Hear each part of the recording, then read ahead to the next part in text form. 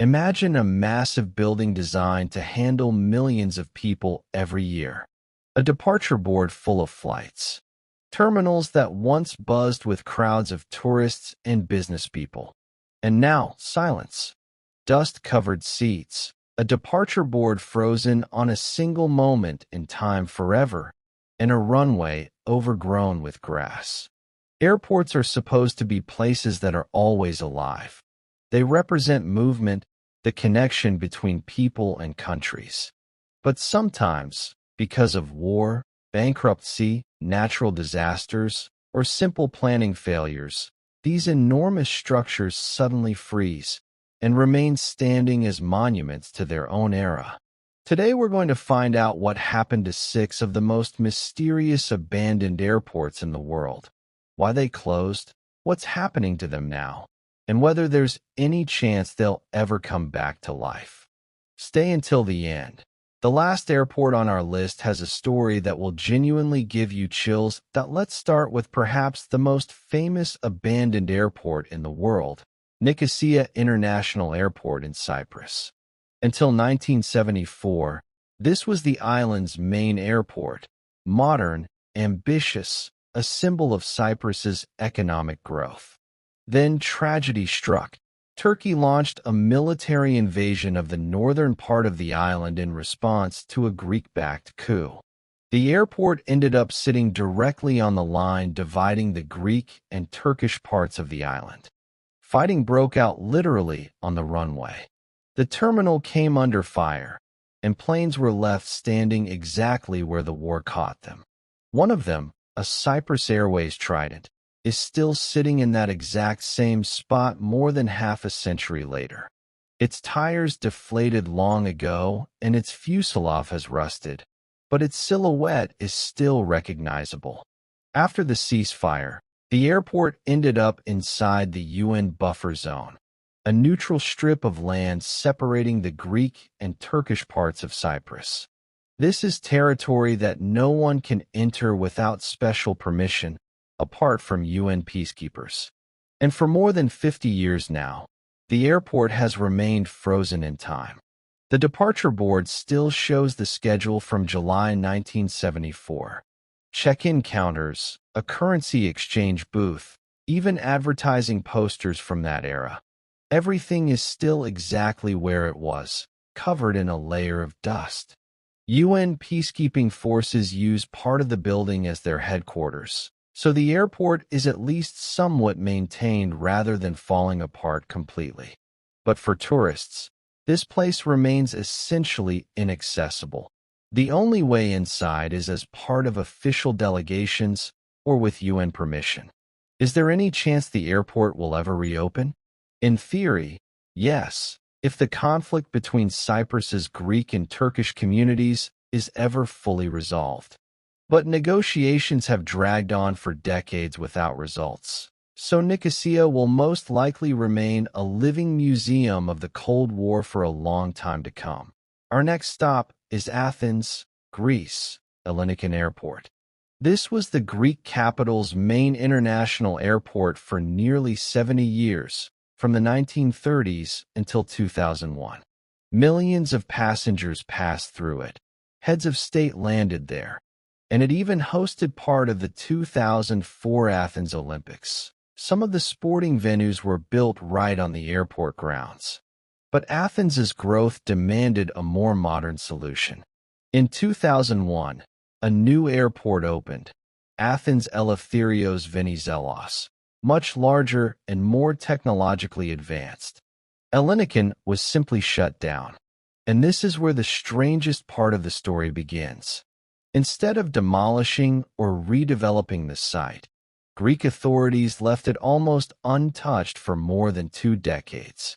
A massive plot of land, one of the largest in Europe, covering more than 6 square kilometers of prime coastal real estate, simply sat abandoned in the heart of one of the most expensive regions of Athens.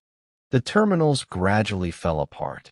Part of the buildings were temporarily used as a refugee camp during the migration crisis of 2015 to 2016.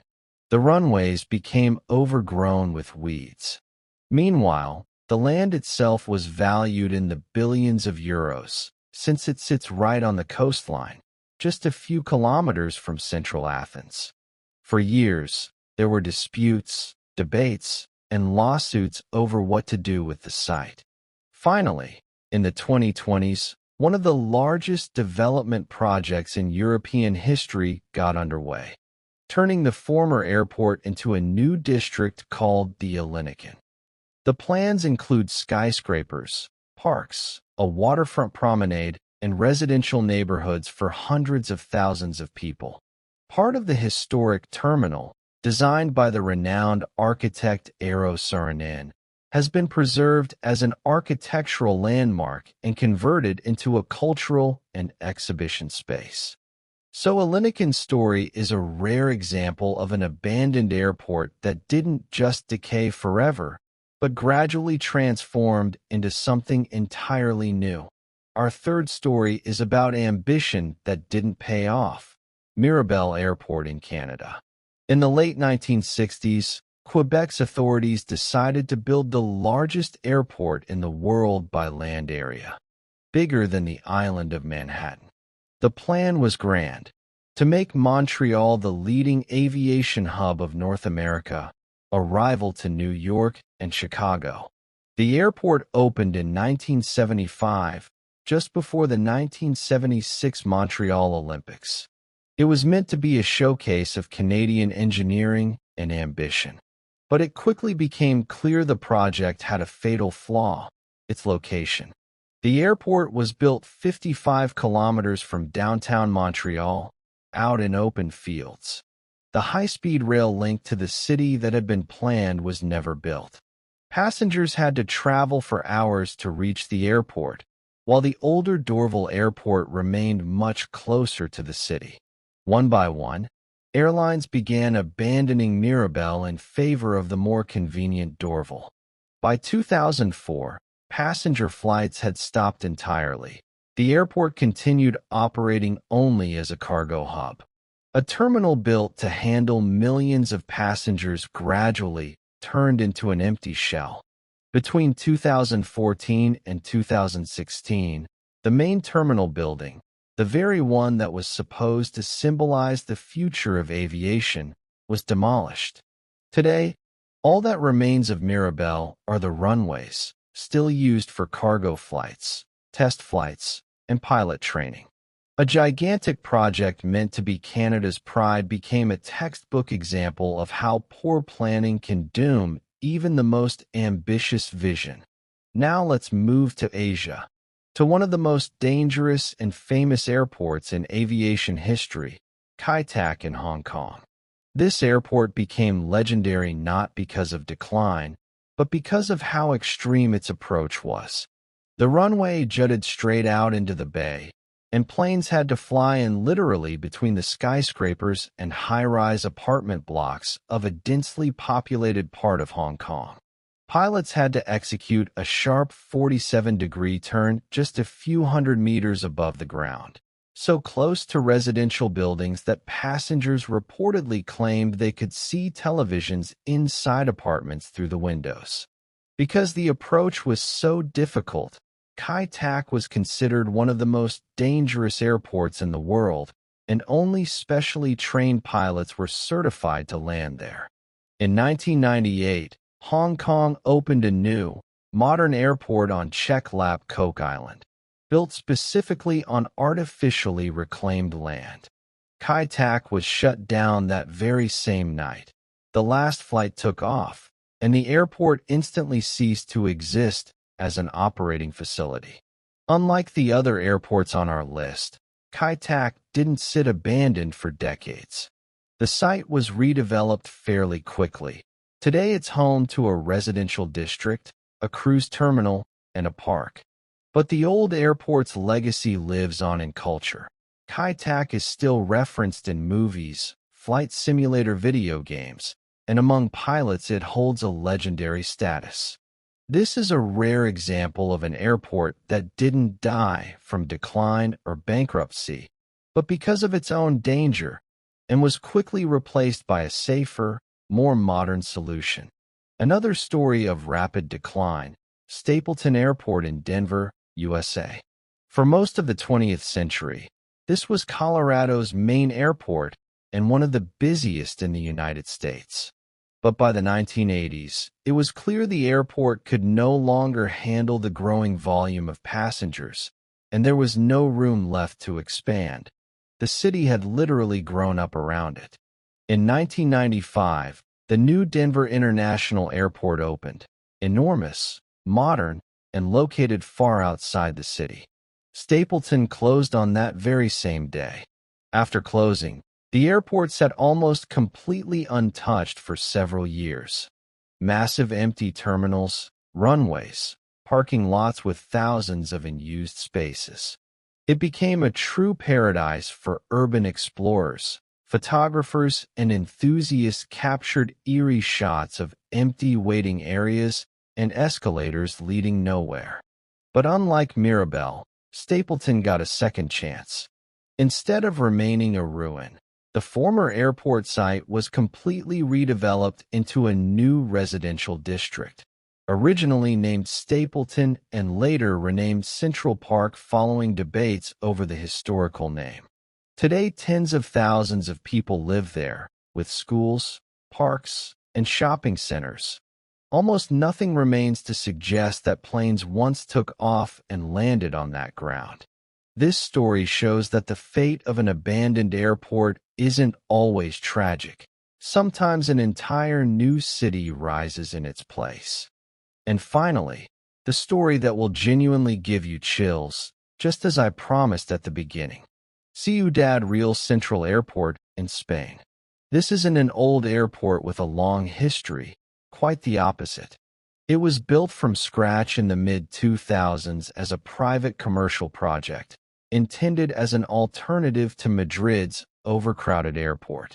Investors poured in hundreds of millions of euros. The airport featured a luxurious terminal, the longest civilian runway in Europe, and even its own statue symbolizing the project's ambitions. It opened in 2008, right as the global financial crisis hit the world. Spain was hit especially hard. The construction and investment boom that had underpinned the Spanish economy collapsed. Airlines that were supposed to fly out of Ciudad Real pulled out of their routes one after another. Passenger traffic turned out to be a fraction of what had been forecast. By 2012, just 4 years after opening, the airport, into which more than €1 billion had been invested, declared bankruptcy and shut down completely. It became the first airport in European history to close because of financial collapse. A terminal built to handle millions of passengers stood empty. But the strangest part came next. The empty runway and surrounding grounds began storing dozens of decommissioned and temporarily grounded aircraft belonging to major airlines, Ryanair, KLM, and others. An airport that was meant to welcome passengers turned into a kind of aircraft graveyard, a storage site for planes awaiting scrapping or resale for parts. In 2019, the airport was finally sold to new investors who tried to partially restart operations, focusing on cargo flights and aircraft storage. But there's no longer any talk of it returning as a major passenger hub. Ciudad Real's story became a textbook example of how an economic crisis and overly optimistic projections can turn €1 billion project into an empty shell within just a few years. Our seventh story takes us to the heart of Berlin, to an airport that isn't just abandoned. It's a monument to one of the most dramatic chapters of the Cold War, Tempelhof Airport. Tempelhof's history goes back to the 1920s, but the building most people recognize today was constructed under the Nazi regime in the 1930s. It was meant to be the largest building on Earth at the time and a showcase of the Third Reich's architectural ambitions. The main terminal, with its massive curved facade stretching more than a kilometer, still stands today as one of the largest structures ever built in Europe. But Tempelhof's most legendary chapter came after the Second World War. In 1948, the Soviet Union blockaded West Berlin, cutting off all road and rail access in an attempt to force the Western Allies out of the city. In response, the United States, Britain, and France launched what became known as the Berlin Airlift, an operation in which cargo planes landed at Tempelhof around the clock, sometimes one every few minutes, delivering food, coal, and medicine to more than 2 million trapped Berliners. For nearly a year, Tempelhof was the lifeline of an entire city. Berliners nicknamed the American cargo planes raisin bombers because pilots would drop small parachutes with candy and chocolate for the children waiting below the flight path. The blockade eventually failed, and Tempelhof became a permanent symbol of Berlin's resistance and the West's commitment to the city. For decades after that, Tempelhof continued operating as a civilian airport, right in the center of Berlin, a rare case of a major airport sitting inside a dense urban core rather than on the outskirts. But by the 2000s, its runways were too short for modern jets, and the airport couldn't compete with Berlin's other, larger airports. In 2008, despite public protests and even a referendum where many Berliners voted to keep it open, Tempelhof closed for good. What happened next made Tempelhof unique among the airports on this list. Instead of demolishing the site or leaving it to rot, the city of Berlin turned the enormous open runways into one of the largest public parks in Europe, Tempelhofer Feld. Today, joggers, cyclists, kite surfers, and urban gardeners use the very same tarmac where the raisin bombers once landed. The historic terminal building itself survived and today hosts concerts, trade fairs, refugee housing during crises, and guided historical tours through its Nazi-era halls and underground bunkers. Tempelhof shows us something the other airports on this list don't. Sometimes an abandoned airport doesn't need to be rebuilt into something else entirely. It can be preserved almost as is, and simply given back to the public as open space, while still carrying the weight of its history in every square meter of concrete. Our final story is one of the strangest of all, not because the airport is empty because of war or bankruptcy in the traditional sense, but because it was practically empty from the very first day it opened. This is the story of Mattala Rajapaksa International Airport in Sri Lanka, often nicknamed the world's emptiest international airport. Built in the early 2010s in a rural part of southern Sri Lanka, the airport was a flagship project of President Mahinda Rajapaksa, funded largely through a massive loan from China as part of a broader wave of infrastructure investment in the region. The airport opened in 2013 with a brand new terminal capable of handling more than 1 million passengers a year, a control tower, and a runway long enough to accommodate large international jets. There was just one problem. Almost nobody came. The airport was built roughly 240 kilometers from the capital, Colombo, in an area with very little existing demand for air travel, and it stood in the shadow of Sri Lanka's main international airport, which already handled the vast majority of the country's traffic. Major international airlines saw little reason to add a second Sri Lankan destination with almost no local passenger base. Within just a couple of years, nearly every scheduled airline had pulled out. At its emptiest, the airport recorded stretches with no scheduled commercial flights at all. Photographs from this period show a spotless, modern terminal. Moving walkways, gleaming floors, rows of empty check-in counters, with almost no passengers anywhere in sight, as if the building had been abandoned the same week it opened. Local reports described elephants wandering onto the runway from the surrounding wilderness, since the area had never been heavily developed and remained close to natural elephant habitats, a detail that became almost a symbol of just how disconnected the airport was from any real air travel demand. The debt used to finance the airport became part of a larger, painful story for Sri Lanka. Loans tied to several large Chinese-funded infrastructure projects, including this airport and a nearby port, contributed to a mounting debt burden that played a role in Sri Lanka's severe economic crisis in the early 2020s, when the country ran out of foreign currency reserves and defaulted on its international debt for the first time in its history. In recent years, there have been attempts to revive Mattala, using part of the site for pilot training, storing decommissioned aircraft, hosting occasional charter and cargo flights, and even exploring a partial repurposing into other economic uses. But for now, Mattala remains a cautionary tale of an airport built for a future that never arrived. Proof that a runway and a terminal alone don't create demand. They simply wait for it. Before we wrap up, let's go back to the very beginning of civil aviation itself, to Croydon Airport near London, often called the birthplace of international air travel as we know it.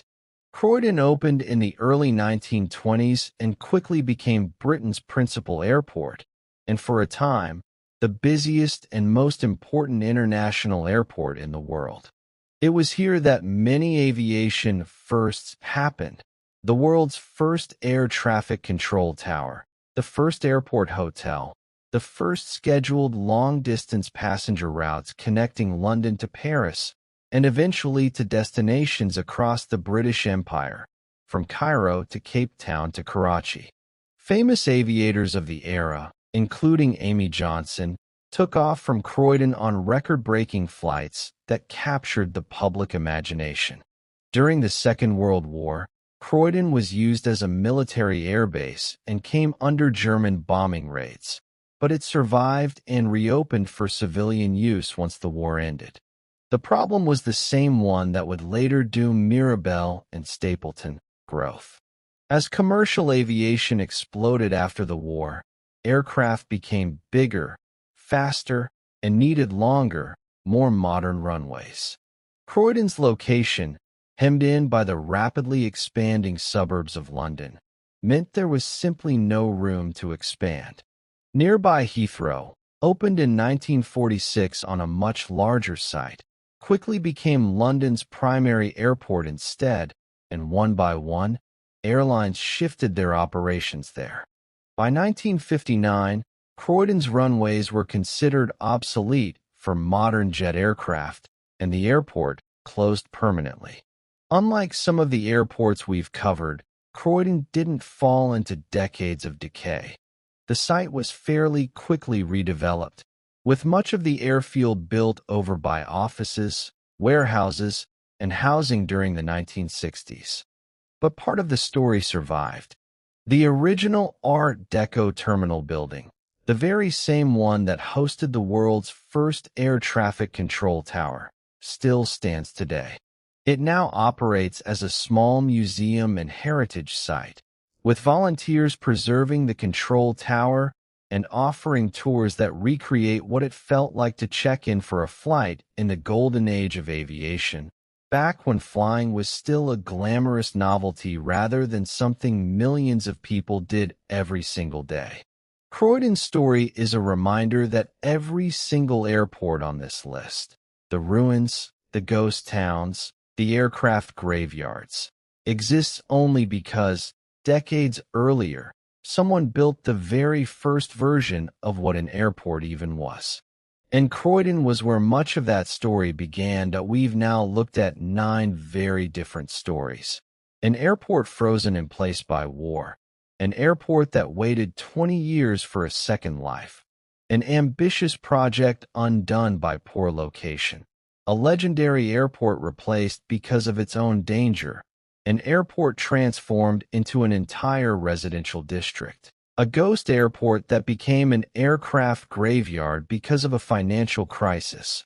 A Cold War lifeline turned into one of Europe's largest public parks.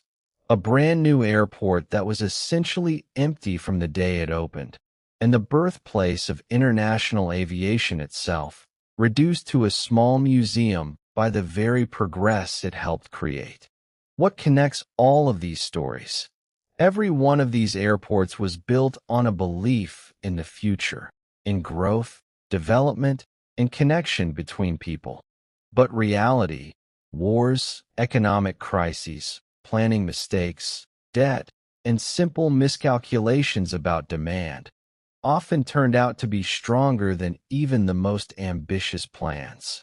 And yet, as we saw with Ellinikon, Stapleton, and Tempelhof, even the most neglected place can get a second chance, sometimes as a new neighborhood, sometimes as a park, sometimes simply as a place people rediscover in a different way.